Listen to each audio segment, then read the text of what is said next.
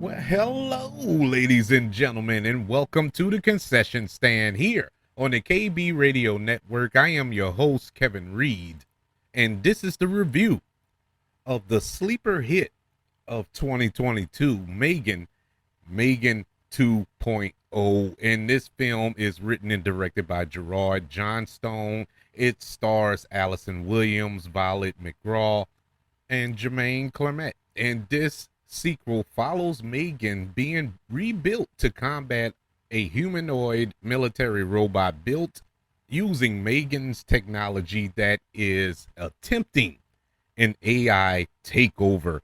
This going by that synopsis, you would think that is pretty poignant in this day and age, especially if you're on social media. You see all of the AI videos and whatnot that's on every single social media network. You almost question what is real and what is fake. And all I can think about is Skynet taking over the world. But speaking of Skynet, Megan 2.0 is basically Timu Terminator 2. It is following that film's outline almost to a T. It just doesn't have a android with liquid metal, but aside from that, this is Timu Terminator 2. The first Megan was a pretty fun mix of horror and science fiction, and this film is just science fiction in action. There's no horror involved in Megan 2.0. I really enjoyed the first Megan. I thought it was a fun time. It didn't reinvent the wheel in no shape, form, or fashion, but it was a fun little movie. So I was expecting something at least in the vein of that. And unfortunately, Megan 2.0 just didn't quite hit the mark for me. I enjoyed the action in it. It had some really cool action sequences. But aside from that, nothing else was there. This movie was all over the place, The first Megan, it was a singular story, told a really good story, and it was a truly entertaining film. This movie wasn't. It tried to do too much. The movie tried to tell a story, tried to, I guess, be in the now, telling this AI story, and then trying to be funny at parts and trying to be this action movie at the same time. But unfortunately, it it forgot to develop characters. It forgot to get a character that you can get behind. You couldn't get behind nobody in this movie. It was nothing about this film that you would cheer, or no one in this film you can cheer for. Uh, Megan, they're asking you in this film, and this is no spoilers, but they're asking you to pretty much forget about the first film involving Megan. With all the stuff that she did, and we're supposed to turn around and just forget about it. Since I'm comparing this movie to Terminator 2, in Terminator 2 is a difference. Yeah, Arnold Schwarzenegger is the good guy this time in Terminator 2, but you can kind of forget about what the Terminator did in the first film because that wasn't the same Terminator. This was a different machine, and so it didn't do that. The Arnold Schwarzenegger in Terminator 2 did not commit all of the crime and murder and mayhem that Terminator did in the first one. And so you can kind of shoot that off. But in this film, Megan is Megan. It's the same Megan that was in the first film, killing people, threatening to kill people, and causing all this mayhem. And all of a sudden, okay, we're good. And in the mere fact that they spent the entire movie trying to get you to forget it, it was kind of insulting, it was kind of upsetting because this is a completely different character. Yes, it was the same actress who did the performance and the same actress who did the voice of the character. Yeah, all that's the same, but it was a different character. The reason you love Megan from the first film because she had a personality that you enjoyed, that you liked. Now there was some elements of it in this film But for the most part, this is a different character, and I just could not get behind it. The villain in here, the villain was really, really interesting, but they didn't really dive into it. It wasn't enough of this villain in the film runtime to make you fear for the villain. It wasn't enough to really display the stakes that were on the line in this film. And this particular film, opposed to the first film, where it was just a family that was in danger. This go around, now the world is in danger because of this new murderous humanoid robot. But you didn't feel that.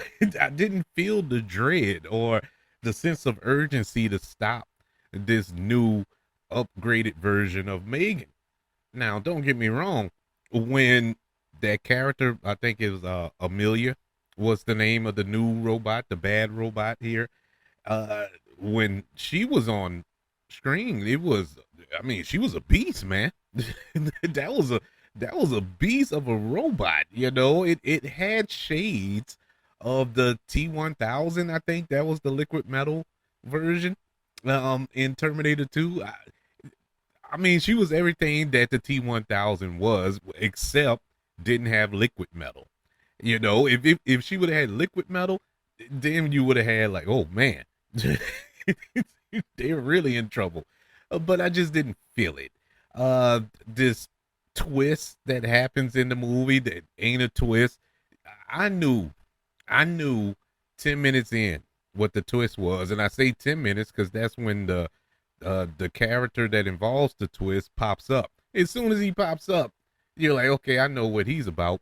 It was like this makes no sense. It was so cookie cutter. It's almost embarrassing to a degree. I'm really disappointed with the movie because I was hoping to at least get what we got in the first film.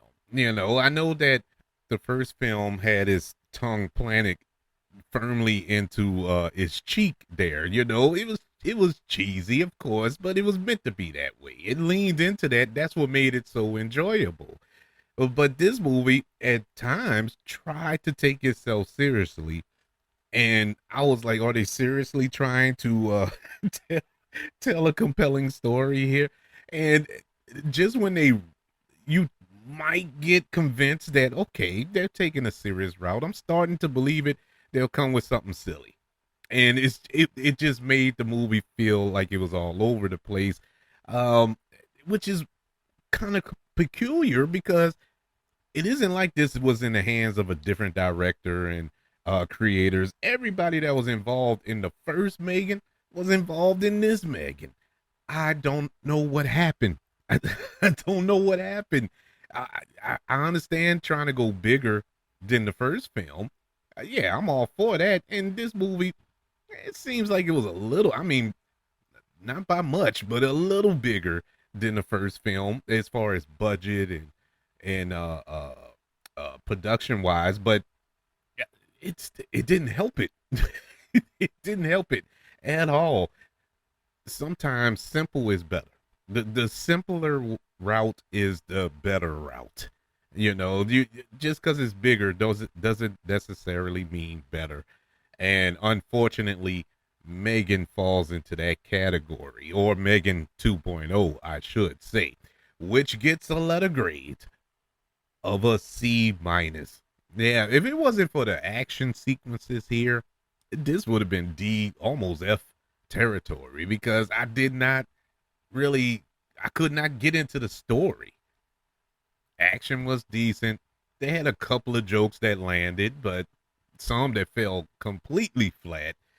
Some characters that didn't work, some characters that did work. It was just a mixed bag of a film, hence the C minus rating. But I would love to know, what did you think of Megan 2.0? Did you like it? Did you enjoy it? Did you think it was better than the first one? I would love to know your thoughts. Email the show kbradiopodcast@gmail.com. You can also search for the show on all social media platforms. Just search for the KB Radio Network.